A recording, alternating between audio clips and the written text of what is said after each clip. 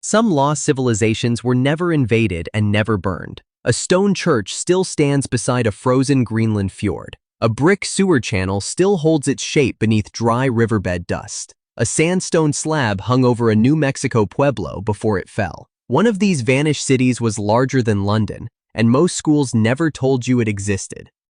Rapa Nui's missing forest. On Easter Sunday, 1722, Dutch captain Jacob Roggeveen sails toward a lonely Pacific island. His own ship's log describes parched grass, scattered low scrub, and no large trees standing anywhere on the horizon. Why that forest disappeared is still argued today. Some researchers point to fire and generations of farming, the island's own people clearing palm trees for centuries of construction. Others, following a 2011 study by Terry Hunt and Carl Lippo, blame stowaway rats that arrived with the first settlers and ate palm seeds faster than the trees could reseed. What both sides agree on is that almost 900 stone moai went up anyway, some standing more than 30 feet tall, moved for miles across an island with no wheels, no metal tools, and no oxen. A 2012 experiment showed islanders could have rocked the statues upright and walked them forward on ropes, swaying side to side like a giant taking steps. A genetic study published in 2024 found no evidence of a severe population collapse before Europeans ever arrived. The real collapse came later. In the 1860s, Peruvian slave raiders kidnapped roughly a third of the island's people, and a smallpox outbreak that followed helped push the population down to about 100 survivors. The cities with no weapons. Beneath the dry riverbed dust of what is now Pakistan sits a brick sewer channel that still holds its shape after nearly 4,000 years, part of a Bronze Age city called Mohenjo-Daro. Archaeologists working under John Marshall in the 1920s uncovered a civilization spread across an area the size of Western Europe, one that widely favored a shared 1:2 to 4 brick ratio, even though exact sizes still varied from site to site. For decades, American textbooks explained its end with a familiar villain, horse-riding Indo-Aryan invaders who supposedly swept down from the north and put the cities to the sword. But archaeologists have never found a mass grave, a burned palace, or a stockpile of weapons to match that story. In 2019, researchers Vasant Shinde and Vageesh Narasimhan published the first genome recovered from an individual buried at an Indus Valley site, and it showed little if any trace of the steppe ancestry the invasion theory required. What the broader evidence does show, laid out by climate scientist Liviu Giosan in 2012, is a river drying up and the summer monsoon retreating east, pulling water away from the cities that depended on it. People simply followed the rivers and left. Their writing system, stamped onto thousands of small stone seals, has never been translated. No one alive can read a single word they left behind. The Bronze Age Pompeii myth. In 1967, Greek archaeologist Spyridon Marinatos began digging through a thick blanket of volcanic ash and pumice on the island of Santorini, burying a town called Akrotiri. Reporters later nicknamed it the Bronze Age Pompeii, picturing families frozen mid-meal under falling ash. But from that first excavation season onward, no human remains have ever turned up inside the buried town. Multi-story stone houses still had their painted wall frescoes intact, and an advanced network of terracotta pipes still ran through the walls to carry water into the buildings. Evidence of cleared rubble and abandoned belongings suggests a gap between the warning earthquakes and the main eruption, time enough for residents to leave by sea before the volcano finished. That does not prove every resident survived. Some who evacuated may still have died later, in the tsunamis the eruption triggered elsewhere in the Aegean. Exactly when this happened is still argued. Some researchers date the eruption to around 1600 BCE, using radiocarbon testing of olive wood, while others tie it closer to 1500 BCE based on Egyptian records from the same period. What if that ash cloud had drifted toward the Greek mainland instead of out to sea? No one knows how differently the story of the Mediterranean might have gone. The city with no king. Who ruled the largest city in the ancient Americas around 500 CE? Not one confirmed name survives, and not a single carved portrait of a ruler has ever turned up at Teotihuacan. Anthropologist Renee Millen spent the 1960s mapping every street and platform along the city's Central Avenue in the Valley of Mexico, tracing a metropolis that likely held close to 100,000 residents near its peak. The palace complex, known today as the Ciudadela, shows stone gods smashed with what looks like deliberate force, and scorch marks burned only into the elite buildings, sparing the ordinary neighborhoods around them. In a 2026 synthesis of the evidence, archaeologist Linda Manzanilla tied that selective destruction, known as the Great Fire and dated to roughly 550 to 570 CE, to an uprising against the ruling elite rather than an outside invasion. Centuries later, when the Aztecs arrived in the valley and found only ruins, they gave the abandoned city its name, Teotihuacan, the place where the gods were born, a name invented for a city whose own people, language, and rulers had already vanished from memory. Around its population peak, roughly 100,000 people lived here, in a city where not one ruler's name has ever been confirmed. Chaco Canyon's 50-year drought. In August 1849, U.S. Army Lieutenant James Simpson rides into a dry New Mexico canyon and sketches a massive, D-shaped stone complex rising from the canyon floor, a building later named Pueblo Bonito.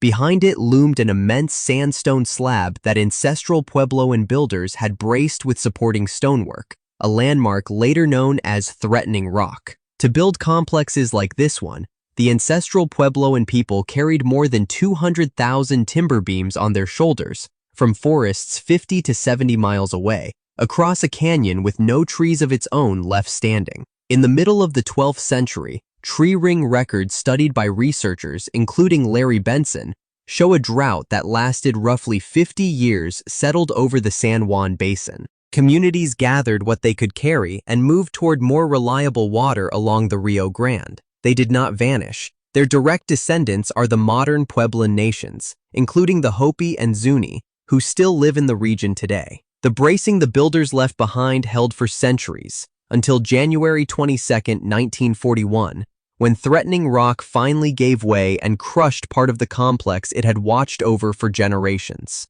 What every one of Pueblo Bonito's hundreds of empty rooms was actually used for remains an open question nobody has fully answered.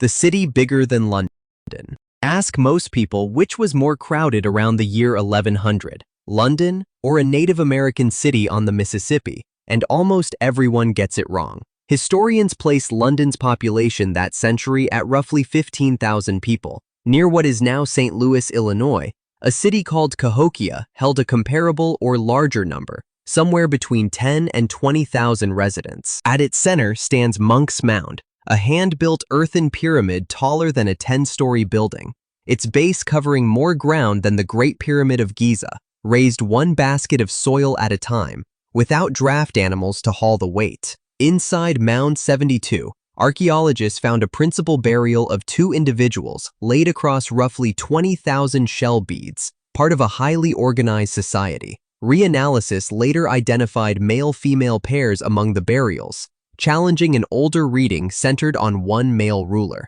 No inscription names a single ruler of Cahokia. In 2015, researcher Samuel Munoz pulled sediment cores from a nearby lake and found a pale, pollen-free layer left by a catastrophic Mississippi flood, right around the time the city began emptying out. Generations of American schoolchildren were taught that no real cities existed north of Mexico before Columbus. Cahokia was already disproving that 500 years earlier. What if this city had survived long enough to greet the first European ships? The day the calendar stopped. In the jungle city of Tonina, a carver finishes chiseling a date into a limestone monument in the year 909, using the same long-count calendar Maya scribes had kept running for well over 1,000 years. It stands among the last dates of its kind ever carved anywhere in the southern Maya lowlands. But that single stone is only the final whisper of a collapse that had been unfolding for more than a century, starting in the late 700s, as city after city stopped raising new monuments, and their royal courts fell silent one by one. Paleoclimatologist Richardson Gill argued in 2000 that a series of severe droughts drove the collapse, and lake sediment records back up years of unusually dry conditions across the region. Other archaeologists maintain the droughts mainly deepened crises already building from decades of warfare and overcrowded cities competing for the same land. Either way, the population of the southern lowlands fell by as much as 90%. What did not happen is what popular imagination insists on. The Maya people did not disappear. Their descendants, still speaking Maya languages, still number in the millions across Guatemala and Mexico today. A 90% population collapse, in a region that never stopped being home to someone, is a demographic disaster on a scale that rivals Europe's worst years of the Black Death. The ruins nobody would believe.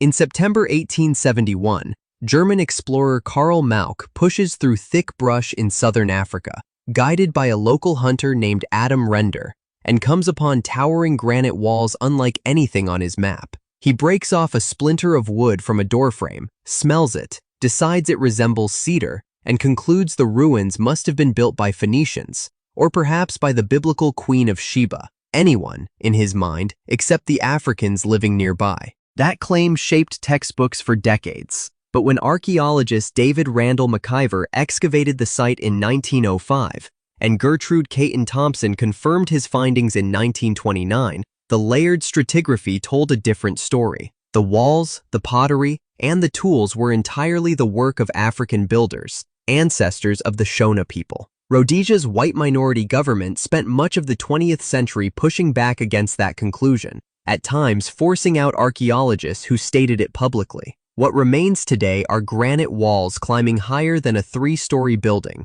fitted stone on stone without a trace of mortar, holding their shape through gravity and precision alone, home at its height to as many as 18,000 people. Among the ruins, archaeologists found 8 carved soapstone birds, each perched on its own pillar. What they meant to the people who carved them has never been explained. The colony Vikings left behind.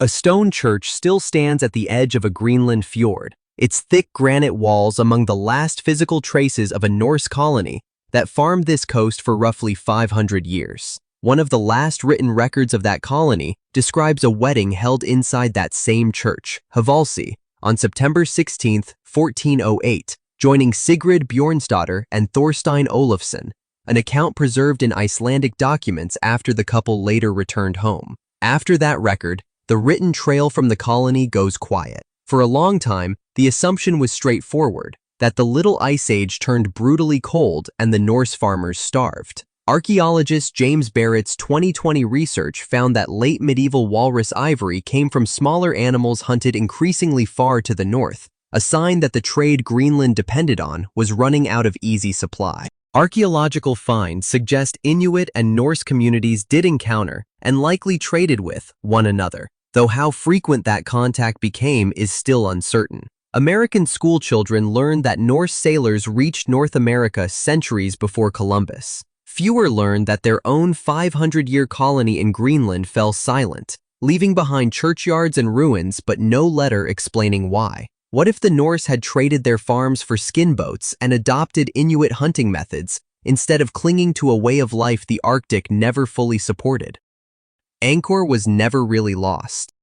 In 1586, a Portuguese friar named Antonio de Madalena pushes through the Cambodian jungle and stands before the towering lotus-shaped spires of Angkor Wat, later writing that no drawing or description of his could do the place justice. Centuries afterward, colonial writers turned his account into a legend about a lost civilization rediscovered by a Frenchman in 1860. But Buddhist monks and even Japanese pilgrims recorded visiting as early as the 1600s never stopped treating the temple as a living site of worship. Archaeologist Damian Evans and his colleagues produced a landmark map of the region in 2007, combining satellite imagery, airborne radar, aerial photography, and ground surveys to reveal an urban complex stretching nearly 1,000 square kilometers, among the largest pre-industrial settlements ever built. Tree ring research published by climate scientist Brendan Buckley in 2010